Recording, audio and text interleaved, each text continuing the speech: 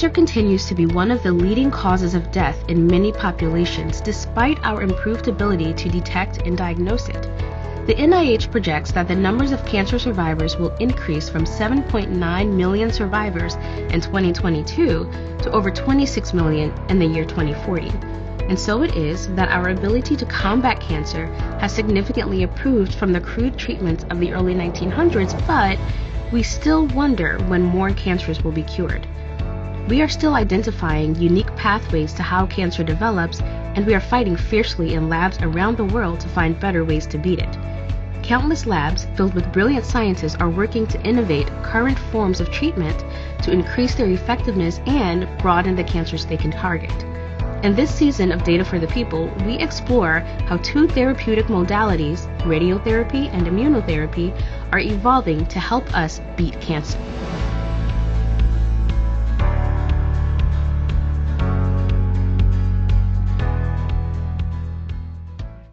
Hi everyone, my name is Akanksha and I'm really excited to talk to you about advances in cancer research that scientists are excited about. And there are so many, but today we're going to focus on immunotherapy. So a little bit about me before we get started. I grew up in India, which is the green on the map there, and I did all my schooling there. I did my undergraduate degree there where I majored in biotechnology. I then moved to the US to do my master's, where I researched in tuberculosis at Johns Hopkins.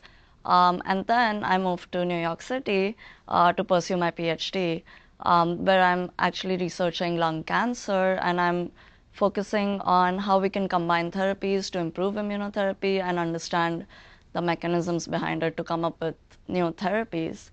Outside of the lab, I like to run. So on the left there is me after a 5K at the New York Marathon. Hopefully I can progress to doing a full marathon someday. And on the weekends, I like to explore the plenty restaurants in the city with my friends. So that's a little about me, and we can get started with the talk. So there are various types of cancer treatment, and some of the common ones that most people are aware of are surgery, chemotherapy, radiation therapy, and immunotherapy, which is what we're going to be focusing on today. So to understand what immunotherapy is, we should also understand the body's immune system. So immunotherapy is basically harnessing the body's immune system to fight cancer, and we can do that by either boosting existing immune responses to cancer, we can trigger new immune responses to cancer, or we can add immune components to fight cancer in the body.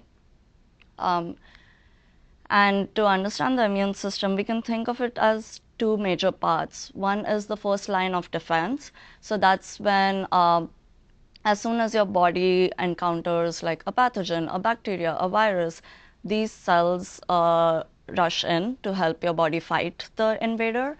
And they then call in specialized forces that can eliminate the danger. So these specialized forces are T cells and B cells.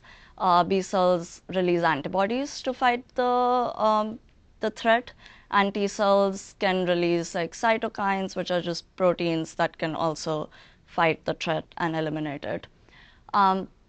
So the immune system can also recognize and can kill cancer cells. So similar to innate immune system, which is your first line of defense, reacting to external pathogen, they can also react to the tumor and identify that these cells seem abnormal, and activate your adaptive immune response, which is your specialized cells that can then come in and kill the cancer cells.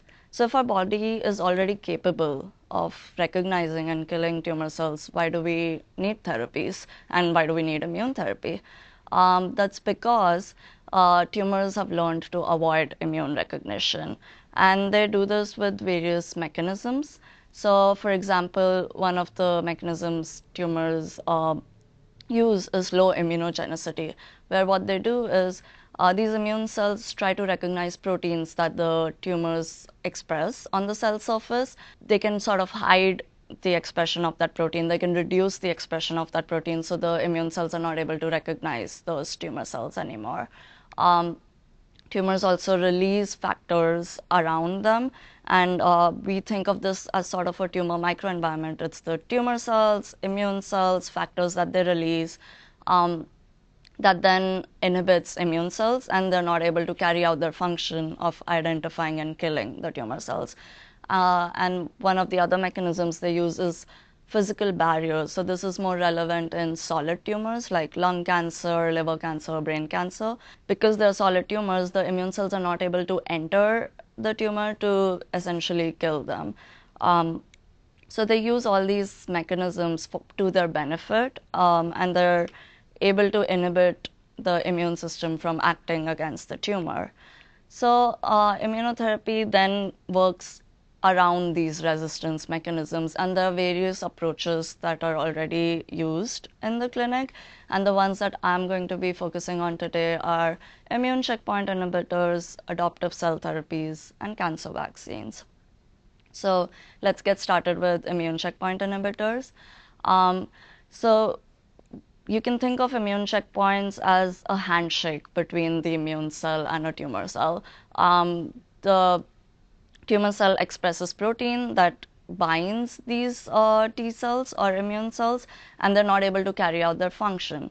So by adding antibodies that can break this handshake and break this binding between the immune cell and tumor cell, the T cell or the immune cell is now free to attack the tumor cell and to cause its death, hence eliminating the tumor. So their immune checkpoint inhibitors are already approved in the clinic, and the first one to be approved was in 2011, and they have been approved for various indications, as you can see on this list here, including melanoma, lung cancer, and there's still so much more research going on to approve more immune checkpoint inhibitors. So cancer vaccines improve immune responses against a tumor, and how they essentially function is we can vaccinate patients with proteins that are expressed on the tumor. So these are known as tumor antigens. And when they enter the body, these antigens are transported to lymph nodes, and lymph nodes are sort of like army barracks where the specialized forces are resting to be ready to attack the invaders. Here, these cells then get activated against these specific antigens, and they're able to go into your body, find the tumors, and attack them, hence eliminating the tumor. So cancer vaccines can be used both preventatively or therapeutically. So preventatively would be if a tumor is to arise in the future, the vaccine can act on it, or the immune system can act on it, and prevent. Therapeutic is if there's an already existing tumor, it can boost your immune response against it. So as you can see here, there have been vaccines approved for both preventative and therapeutic purposes. So preventative tends to be more for like HPV-related cancers, as it can recognize antigens on HPV and then be able to fight it. And one of the therapeutic vaccines that has been approved is for prostate cancer. So the last therapy that I'm going to talk to you about today is known as CAR T cell therapy, and this is the adoptive cell therapy, where we basically inject cells back into the patients. And how we do this is we first take the patient's own blood, we separate T cells from the blood, and we're able to add a virus which contains the gene we want the cells to express. And this gene is basically expressing the CAR, which is the chimeric antigen receptor. So now your T cell, which has been infected with this virus, expresses this antigen on its surface, and it's now more capable of recognizing tumor cells and killing it. So we then multiply the T cells outside of the body, and then we're able to inject it back into the patient's bloodstream, where these T cells can go find the tumor cells and kill them. And this therapy has also been widely successful in the clinic and still developing. And since it's in the patient's bloodstream, it has been more applicable to blood cancer. So as you can see here, it's been approved for B-cell related cancers, myelomas, And I think there's more research going on to make it accessible for solid tumors as well. So we already have so many immunotherapies. Why is there still research going on about it? It's because despite having access to these therapies, there's still more resistance mechanisms that tumors can use to either just be detected or for these therapies to not be effective. So they do work, they have been approved in the clinic, and they have been beneficial to a lot of patients, but not everybody. So scientists are still working on increasing the number of patients that can benefit with these therapies. And some of the ways we're working to improve immunotherapy to even more patients is understanding immunosuppression and targeting that. So immunosuppression is useful for our body. So immunosuppression uses these specialized cells, which are also immune cells, but they can fight your immune cells that are capable of fighting cancer. And they exist so that in situations like autoimmunity, where your immune system is not supposed to recognize your own cells and kill your own cells, these cells can come in and prevent that autoimmunity, but cancer uses it to their advantage, and it uses these immunosuppressive cells to kill the helpful immune cells and reduce the efficacy of immunotherapy or reduce the efficacy of the immune system acting on the tumor cells.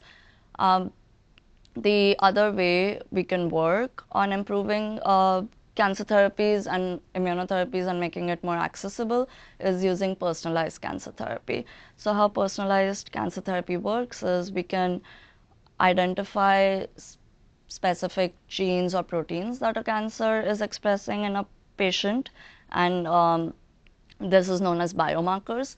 By understanding the biomarkers the patients are expressing, by understanding biomarkers to that can give us a hint about which therapy might work better, what therapy might cause more side effects. We can then stratify the patients and give appropriate therapies to the appropriate groups instead of a one-size-fits-all approach. And that's what we're trying to implement in immunotherapy as well, where you can sequence the tumors and understand if checkpoint inhibitors is a good option, if using a therapeutic vaccine is a good option, or just adoptive cell therapy, where you can take your immune cells and modify them to fight cancer better. So that's all I have for today. Thank you. Hi, my name is Zahin Qayyum. I'm here with Data for the People, representing Data for the People with Rockefeller University. I am here with Rachel Payne and Akanksha Kapoor, who are both rising scientists who are studying cancer therapies. So today we'll be doing a Q&A with our fellow presenter, Akanksha Kapoor. So for the first question I want to ask is, which forms of cancer is this therapy used for? So immunotherapy has been beneficial for various forms of cancer. One of the first ones it was used for was melanoma, and then it's also used for lung cancer. Those are two very common types where immunotherapy is used for. What other forms of treatment are available, and how does this therapy compare? And when would one use this treatment instead of another form of available treatment? So some standard forms of treatment are surgery, chemotherapy, even radiation therapy. So immunotherapy is used as an additional treatment to these standard forms of treatment.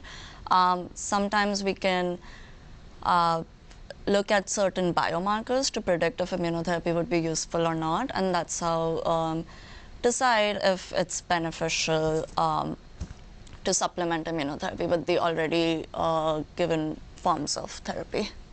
What are some risks involved with immunotherapy treatment? So since immunotherapy is boosting your immune system, one of the risks are more inflammation in your body, allergy, and that results in things like rashes and fatigue.